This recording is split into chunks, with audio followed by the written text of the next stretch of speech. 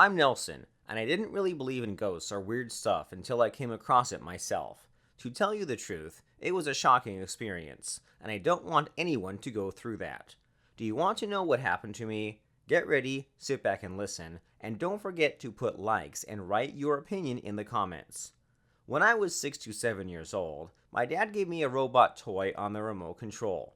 I was crazy about such a gift. I felt like the coolest of the guys, because I was the first to have such a toy. He also had a dictaphone that Dad used to record "Hi Nellie" in his own voice.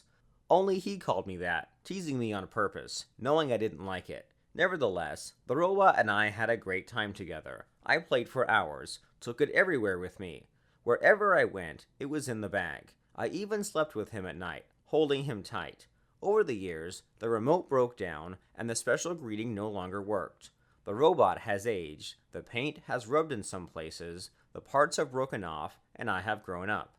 When I was 13 years old, I decided to throw it away. I still didn't play with it at that time, and my interests changed.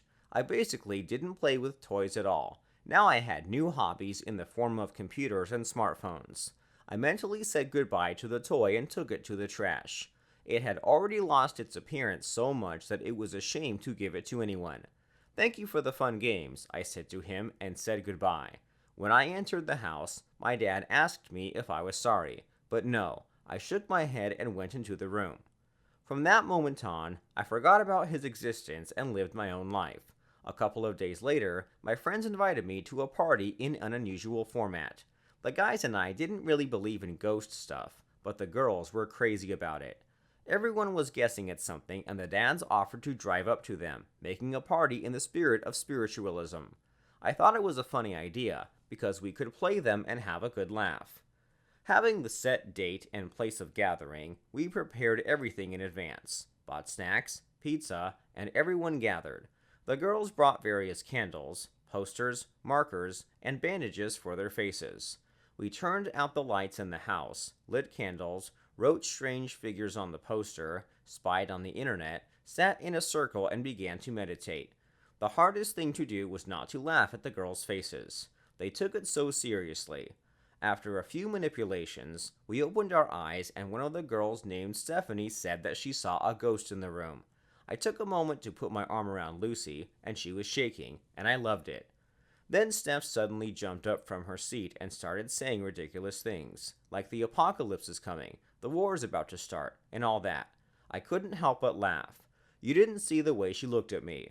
Steph got really angry and said that the spirits were angry and would soon come to get revenge. Lucy tried to stand up for me. She begged her friend to fix the situation. "He won't do it again, I promise. Just don't punish him," she shouted. But my nerves gave out, and I stood up and said it was all utter nonsense, that I didn't believe in this shit. I took Lucy's hand and left the room. On the way, we discussed my behavior for a long time, but seriously asked if she believed in this nonsense. Lucy said, "I do." I calmed her down, joked like if something happens to me, let her know. It's all the fault of the spirits. After kissing her goodbye, I personally still got the benefit of Stephanie's session. Lucy and I started dating. I came home elated, happy, and full of positive emotions. Satisfied, I went to bed and woke up in the middle of the night to knock on the window. Sleepy, I opened my eyes and saw a familiar silhouette in the form of my robot. "What? It can't be," I thought to myself, and went back to sleep. "Hello, Nellie," I heard clearly. Then, for the first time, my heart began to beat with fear. I opened my eyes abruptly and turned on the light in the room, but there was no one outside the window. Gathering my thoughts, I thought that I had just some emotions left after the evening, so Steph must have made a strong impression. Anyway, I went back to bed. I didn't even betray the meaning of the nightmare, and the next day I woke up without even remembering the incident. And then it was just the usual. Breakfast with my dad, mom, and brother Dylan. Then I went to school, where I saw a new girl, Lucy. I was happy again, and only Stephanie reminded me about the robot. I wanted to ask a question, but she gave me such a sidelong glance that I knew she still hadn't moved away. I decided not to risk spoiling the mood. In the evening, Lucy and the boys and I took a walk around the city. I did my homework, talked to the girl on the video link, and went to bed, happy again. I don't remember passing out, but I was woken up again by a knock on the window. This time I reacted a little more excitedly. I immediately opened my eyes and turned on the light. Outside the window, I saw the robot's silhouette again, its head sticking out. It was terribly creepy. After waiting a couple of minutes, I heard the familiar "Hello, Nellie," and my knees really shook with fear. I don't know what to do with myself, whether to hide under the bed or leave the room. But I took a breath and went to the window, and at that moment a thunderstorm and lightning struck sharply in the sky, and a heavy downpour began. I jumped away from the window and sat on the bed. It seems to me that this is no longer the norm. It's like a sign. I wondered, uncomfortably, if Stephanie had cursed me. What if she's a witch and everything we've been doing really works? Anyway, I didn't sleep that night. Barely waiting for morning, I ran to school without even having breakfast with my family. Dylan wanted to give me a ride to school, but I refused and ran for the bus. The first thing I did was look for Steph, and I didn't even say hello to Lucy. She stood there, not understanding what was happening, but it took a long time to explain, and she would have misunderstood me anyway. Stephanie refused to talk to me, didn't even want to watch. I said I was sorry, and then I said something strange was going on. I need your help, you know? I couldn't stand it anymore, I confessed to her. It was only then that she realized I wasn't joking. After school, we met at her house. I had to tell Lucy everything so she wouldn't be jealous. The three of us got together and went to Steph's house. Her room was even more creepy than her outfit. The witch performed another seance, summoned spirits, and began to conjure me. She kept drawing ovals and rings in the air with a candle and chanting incantations in an incomprehensible language to make the spirits forgive me.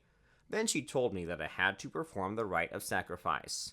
I wasn't prepared for this. She asked me to bring her my cut-off hair and nails tomorrow and put some tears in a jar. I yelled, and she said that if you want to get rid of ghosts, you have to sacrifice. In the end, I wouldn't have messed up. Nothing would have happened, she said, and it was true. I got home a little early. I didn't want to collect my hair, my tears. I thought it was just deafness, or maybe it would just scream. But at night the nightmare was repeated, only this time I couldn't sleep at all. The familiar greeting from the robot and the knocking on the window again broke the silence in the room, but I didn't dare approach him this time. "Hi, Nellie." It almost drove me crazy. I thought I was going to lose my mind. I ran to the bathroom, cut off my hair and fingernails, and squeezed out tears. I managed to collect a small jar, returned to the room, and passed out for a couple of hours. In the morning, my mother woke me up for breakfast, and I went down and sat down at the table. Everyone was shocked by my new hairstyle and the circle under my eyes.